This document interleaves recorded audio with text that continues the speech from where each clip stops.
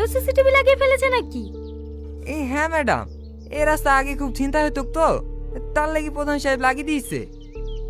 ওই পুরো পোর্টালের রাস্তা তো দুটো আছে। ও ঠিকই আছে, সাধারণ মানুষও নির্ভয়ে যাতায়াত করতে পারবে।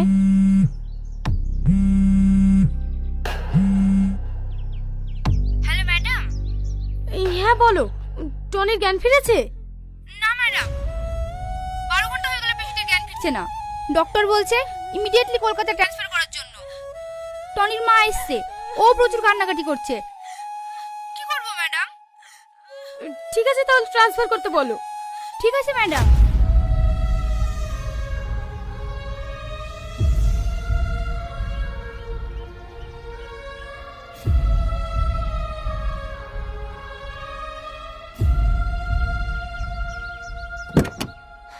হ্যাঁ চলেন ম্যাডাম, এবার একটু শান্তি পেলাম।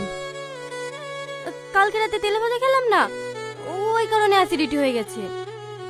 কি ব্যাপার ম্যাডাম, আপনার চোখে পানি? ও কিছু না, এমনি।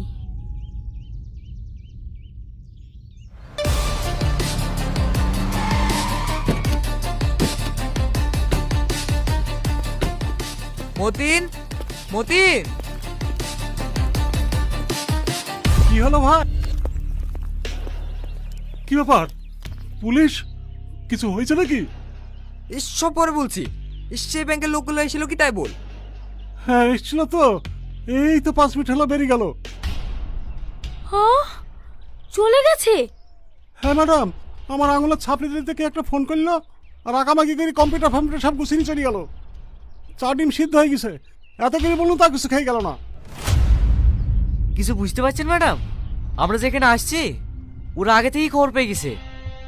হ্যাঁ হ্যাঁ স্যার, ওদের ভিতরে একটা চশমা পরা ছেলে ছিল, ওই ছেলেটা বলছিল পুলিশ আসছে তাড়াতাড়ি পালা। রাজীব তাড়াতাড়ি গাড়ি স্টার্ট করো, ওরা এখনো বেশি দূর যেতে পারেনি। ম্যাডাম, চাচাকে অ্যারেস্ট করবেন না? আরে তুমি একটা সিম্পল জিনিস বুঝতে পারছো না? এরা অপরাধী না, এদের আইডি নিয়ে অন্য কেউ ক্রাইম করছে। আর শুধু আমাদের ডিপার্টমেন্ট না, ব্যাংক থেকে শুরু করে যত সরকারি দপ্তর আছে সবাই এর সঙ্গে জড়িত। আমরা ফালতু ফালতু এদের পিছনে ছুটছি। তাড়াতাড়ি গাড়িতে ওঠো, ব্যাংকের লোককে ধরতে পারলেই এই স্ক্যামের মাস্টারমাইন্ডকে আমরা ফাঁসি দড়িতে ঝোলাতে পারবো।